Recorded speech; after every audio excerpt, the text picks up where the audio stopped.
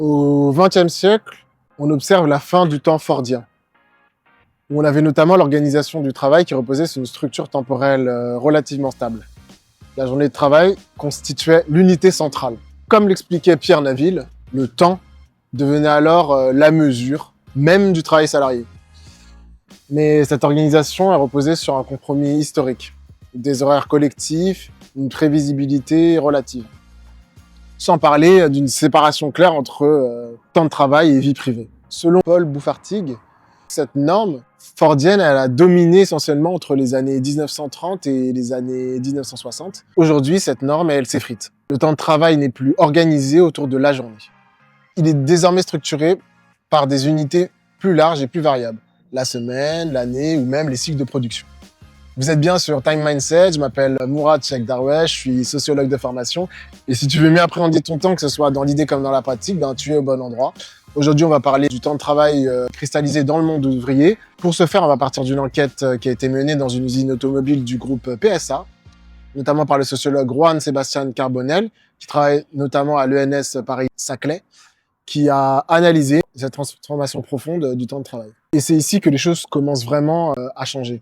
Car dans l'industrie contemporaine, le temps de travail devient un instrument d'ajustement permanent. Cette transformation, elle est particulièrement visible, car les entreprises elles disposent désormais de nombreux outils pour moduler le temps de travail. Notamment, on a l'annualisation des horaires, la modulation du temps de travail ou encore les accords de compétitivité. Sans oublier la dérégulation du travail, notamment en temps de week-end. Ces dispositifs ils permettent d'ajuster en permanence la durée du travail aux fluctuations du marché.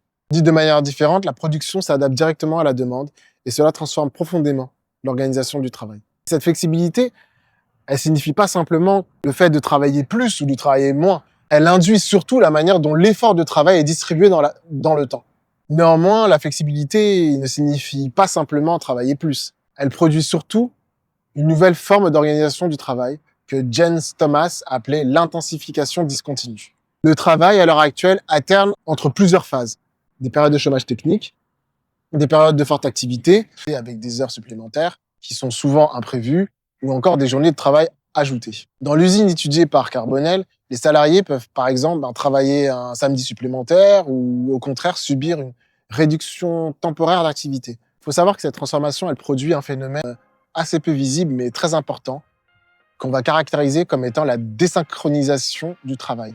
Qu'est-ce que j'entends par là? C'est qu'on observe une autre conséquence importante qui apparaît dans l'organisation concrète du travail. Dans l'usine qui est observée, typiquement, toutes les équipes ne travaillent pas au même rythme. Certains ateliers effectuent des activités plus en semaine, d'autres équipes connaissent davantage de chômage technique, et certaines lignes de production sont plus intensifiées que d'autres. Résultat, le temps de travail collectif il se fragmente, les rythmes deviennent hétérogènes, et l'organisation temporelle du travail, il perd en cohérence. Cependant, la transformation du travail ne se joue pas uniquement à l'échelle des semaines ou des mois. Elle se joue aussi à l'intérieur même de la journée de travail. Et cette mutation apparaît également à l'intérieur même de la journée. Dans l'usine étudiée, la direction utilise par exemple un dispositif qu'on appellera, que en tout cas l'auteur qualifie des runs. Qu'est-ce que les runs? Il s'agit de périodes d'accélération temporaire de la cadence de production. Les ouvriers doivent alors assembler les véhicules plus rapidement. Exemple typique, initialement, le temps d'intervention par voiture, il était de 70 secondes et il est passé à 64 secondes.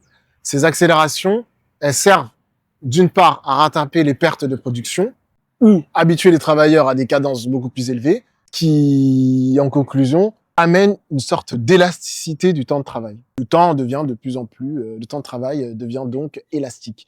Il peut être compressé, étendu en fonction des besoins productifs. Dans ce nouveau régime temporel, il y a une autre question qui apparaît. Comment les syndicats peuvent-ils encore réguler le temps de travail? Dans ce contexte nouveau, les syndicats se trouvent dans une situation paradoxale. Historiquement, ils ont contribué à imposer des horaires collectifs et réguliers. Mais ce qu'on observe actuellement, ce sont souvent eux qui défendent encore cette norme face à des entreprises qui cherchent davantage de flexibilité. Les organisations syndicales tentent donc de synchroniser les horaires entre équipes, limiter l'intensification du travail ou encore de négocier des compensations salariales. Cependant, leur marge de manœuvre reste limitée, car la flexibilité du temps de travail est désormais inscrite dans les accords d'entreprise et dans l'organisation même du système productif. Au fond, Ce que révèle cette transformation du temps de travail des ouvriers, ce n'est pas simplement une évolution technique de l'organisation industrielle. C'est aussi une transformation beaucoup plus profonde. Et ça nous pousse à réfléchir sur la manière dont le capitalisme organise notre rapport au temps. En conclusion, ce que montre l'enquête de Rohan Sébastien Carbonel, c'est que le temps de travail industriel n'est pas simplement plus flexible, il devient fragmenté, désynchronisé et intensifié. Le travail s'organise désormais autour d'un temps irrégulier et adaptable à merci, directement lié aux situations de fluctuation du marché et aux contraintes de production. Et dans ce nouveau régime temporel, la régulation collective du travail devient beaucoup plus difficile.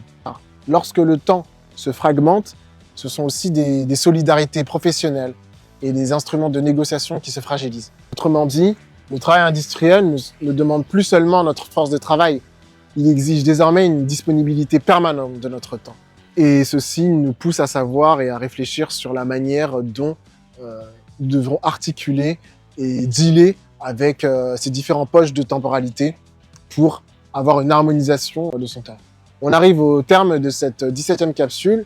J'espère qu'elle a pu en apprendre un peu plus sur le travail et le monde ouvrier. Si c'est le cas, like, partage, histoire de booster l'algorithme en mon sens. Je t'en suis gré et je t'en remercie. La semaine prochaine, on s'attardera sur un exercice de comparaison, qui est un exercice initial en sociologie, notamment sur le temps de travail entre 3 pays distinctifs. Je ne donne pas forcément les pays en tant que tels, ce sera une totale découverte.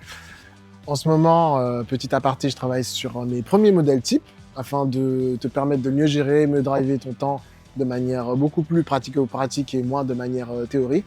Je t'en dis pas plus, reste branché, ça arrive plus tôt que tu ne le penses. Sur ce, fais attention à toi, c'était Mourad, je te dis peace.